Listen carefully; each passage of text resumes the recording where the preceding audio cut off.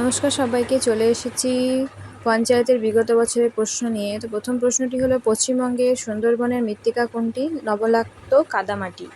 ভারতের সর্বশেষ জনগণনা হয়েছিল 2011 সালে। নিম্নলিখিত কোন গুপ্ত শাসক বিক্রমাদিত্য রূপে পরিচিত? দ্বিতীয় চন্দ্রগুপ্ত। পশ্চিমবঙ্গের উত্তর প্রবাহী নদী হলো তিস্তা, জলঢাকা, রায়ডাক। পশ্চিমবঙ্গের রাজধানী কোথায়? কর্কটক্রান্তি রেখার ওপর অবস্থিত। কোন নিয়মে তিনটি একই রকম তবে বিজাতীয় শব্দ? দুধ। একজন রাজ্যসভা সদস্যের পদে মেয়াদ কত? মেয়াদ হচ্ছে 6 বছর। নিচের কোনটি প্রাচীনতম বেদ? এটা হলো ঋগ্বেদ।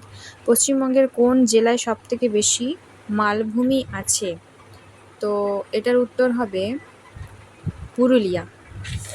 হিমালয়ের পাদদেশের সমভূমি দার্জিলিং জেলার কী নামে পরিচিত? অবশ্যই ডুয়ার্স হবে।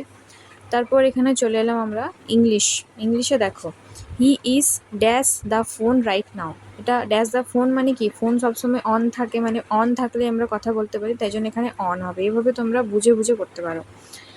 তো এখানে আমি তোমাদের অ্যান্সারগুলো দেখিয়ে দিচ্ছি, তোমরা দেখে নাও, টিক করা রয়েছে। তারপর এখানে চলে এলাম গণিতে।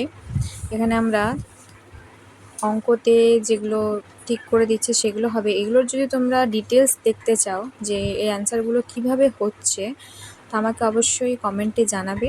আমি তোমাদের ডিটেলস ভিডিও করে অ্যান্সার সমেত দেখিয়ে দেব। তো এই যে এটার উত্তর হবে 2, তারপরে 180, এইভাবে। তারপরেরটা হবে 60, তারপরেরটা হবে 4000। এবার তোমাদের মনে হতেই পারে এগুলো কিভাবে হচ্ছে। তো এগুলো জানার জন্য তোমাদের কমেন্ট করতে হবে।